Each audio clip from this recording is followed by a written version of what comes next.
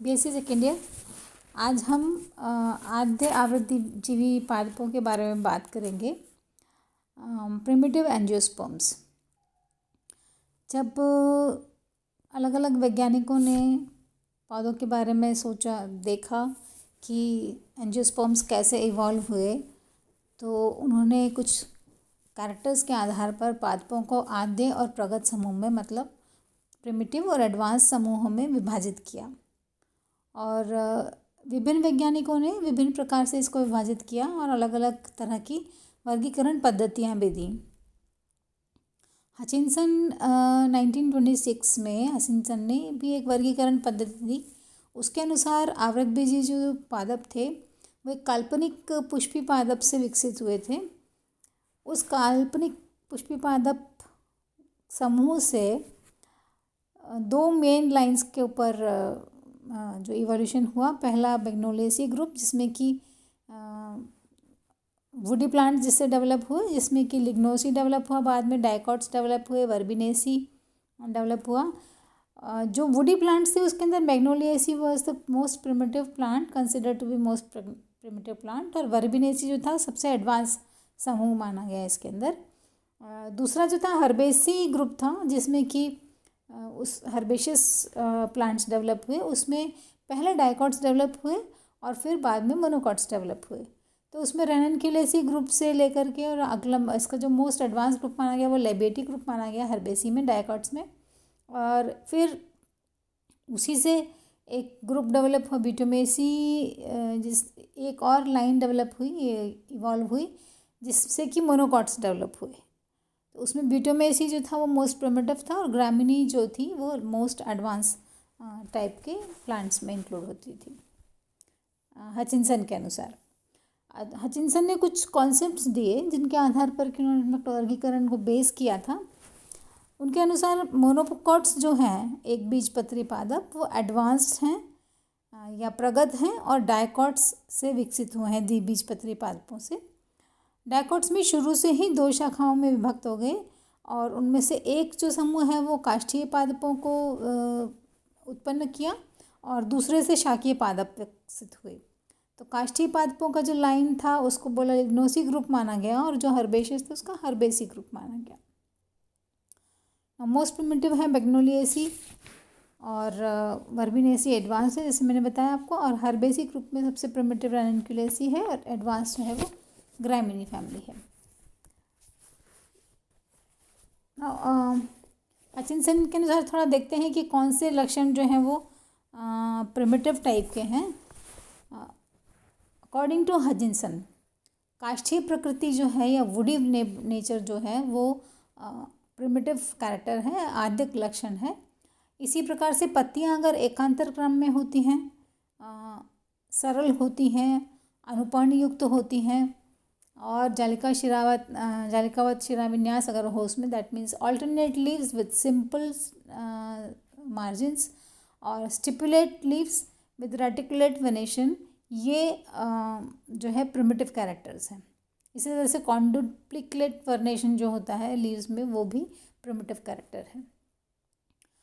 Vessels अगर would में absent होती हैं तो वो एडवांस प्रिमिटिव कैरेक्टर है। सिमिलरली ट्रकीट्स जो होते हैं जाइलम के अंदर, वो ट्रकीट्स में अगर सीढ़ीदार स्थूलन है या परिवेशित गर्क है तो इसको प्रिमिटिव माना गया है। सीढ़ीदार मीन्स इसको अंग्रेजी में स्केलरिफॉर्म बोलते हैं। तो एक साइड से इस तरह से छोटे छोटे स्टेप्स की जैसे वो होते हैं। बॉर्डर्ड पिट जैसे जिम्नोस्पर्म्स में पाया जाता है उस तरह के होते हैं। तो ये दोनों ही प्रिमिटिव कैरेक्टर्स हैं। सिमिलरली फ्लोएम के अंदर चालनी नलिकाएँ जो हैं उनके अंदर लंबे और तिरछे पट अगर होते हैं, ऑब्लिक सेप्टा, तो उसको प्रिमिटिव मानते हैं। हॉरिजॉन्टल सेप्टम अगर होगा तो एडवांस माना जाएगा। इसी प्रकार से जो मेडलरी रेज होती हैं वैस्कुलर बंडल्स में, वैस्कुलर टिश्यूज़ में, वो अगर विषमांगी हों, मतलब सारे सेल्स जैसे ऊपर और नीचे की लेयर्स जो होती हैं वो अगर डिफरेंट हैं और बीच की लेयर्स डिफरेंट हैं, उसको हम विषमांगी मज्जा रश्मि कहते हैं या हेट्रोजीनस मेडलरी रे बोलते हैं। तो वो एक प्रिमिटिव कैरेक्टर है। ये जो जिम्नोस्पर्म्स हैं कुछ उनमें हेट्रोजीनस मेडलरी रेज मिलती हैं। तब और बहुत बड़े बड़े flowers, single isolated flowers, large showy flowers, इस तरह के जो होते हैं शोभाकारी, बड़े अंतस्थ एकल द्विलिंगी पुष्प, पुष्पासन, अगर पुष्पांग जो हों पुष्पासन के ऊपर, थैलेमस के ऊपर जो फ्लोरल पार्ट्स हैं वो अगर सर्पिल क्रम में या स्पाइरल अरेंजमेंट में है तो एक प्रिमिटिव कैरेक्टर है। That means spiral arrangement of floral parts is a primitive character. ठीक है। वर्ल्ड अरेंजमेंट जो होता है, चक्रीय व्यवस्था जो होती है, जो अधिकांश पादपों में आप देखते हैं, वो एडवांस कैरेक्टर है। पुष्प अगर त्रिज्या सममित है तो ये भी प्रिमिटिव कैरेक्टर है। बाह्य दल और परिदल में विभक्त हो यदि, और सभी पार्ट जो हैं वो फ्री हों, सिमिलर हों, एक जैसे हों, तो वो भी प्रिमिटिव कैरेक्टर है। जो एक त्रिज्या सममित होता है या ज़ाइगोमॉर्फिक फ्लावर्स होते हैं वो एडवांस कैरेक्टर्स है कंपैरेटिवली। पुंकेसर अगर बहुत चौड़े चौड़े हैं, पत्तीनुमा आ रहे हैं, जो फिलामेंट है और जो कनेक्टिव हैं वो भी डिफरेंशिएटेड नहीं है, चौड़ा ही दिख रहा है, एक तरह से अविभेदित है। परागकण जो हैं वो मोनोकॉल्पेट हों तो ये प्रिमिटिव कैरेक्टर्स हैं। कार्पल या गैनोशियम अगर 2 या 3 हों, अनेक हों, 2 से अनेक तक, है ना, 2 से बढ़कर के अनेक तक, मोनोकार्पलरी नहीं, बाइकार्पलरी से मल्टीकार्पलरी तक अगर अंडप है, जायांग है, गाइनोशियम है।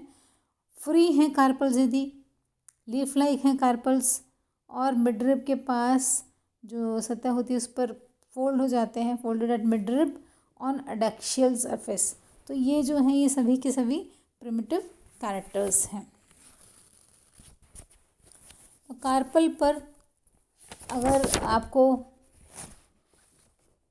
पीटियोल की जैसे संरचना दिखती है, जैसे मतलब स्टॉक सा के नुमा संरचना दिखती है अगर कार्पल पर, तो ये प्रिमिटिव कैरेक्टर है। सिमिलरली अंडप का परागण के समय पूरा बंद नहीं होना, अंडप मीन्स गाइनोशियम।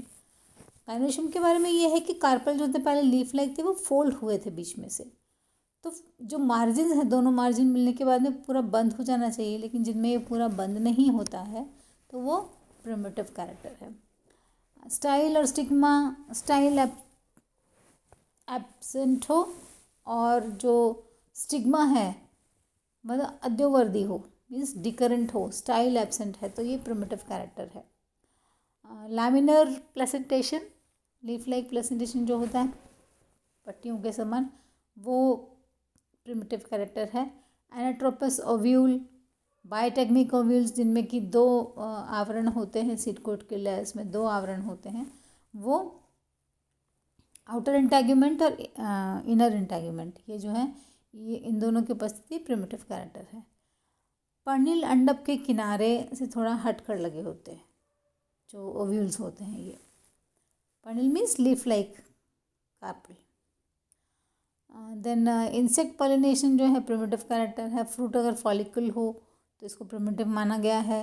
बीज में एंडोस्पर्म अगर बहुत सारा होता है और एम्ब्रियो जो है वो छोटा होता है, दैट मीन्स वो प्रिमिटिव कैरेक्टर है। तो ये कुछ कैरेक्टर्स उन्होंने दिए, उसको बेस मान करके हम चलते हैं। जनरली मोटे मोटे तौर पर ये ही कैरेक्टर्स माने जाते हैं, और इसके आधार पर फिर हम कुछ फैमिलीज़ को भी देखेंगे, कौन कौन से कुछ फैमिलीज़ हैं। अगर हम थोड़े एग्जांपल देखें प्रिमिटिव फैमिलीज़ के, तो जो डिवीजन लिग्नोसी ग्रुप है उसमें ऑर्डर मैग्नोलिएल्स की जो फैमिलीज़ हैं वो करीब करीब काफ़ी प्रिमिटिव मानी जाती हैं। मैग्नोलिएसी है, एलिसिएसी है, वेंटरेसी है, डेजनेरेसी है, कैनलेसी है, एंड हेमेंट्रेंड्रेसी, ट्रोकोडेंड्रेसी, सर्सिलोफिलेसी, ये सब प्रिमिटिव कैरेक्टर्स हैं। कुछ लोगों के मत के अनुसार एनोनेसी भी प्रिमिटिव फैमिलीज हैं, सॉरी कैरेक्टर्स, ये फैमिलीज हैं, प्रिमिटिव फैमिलीज।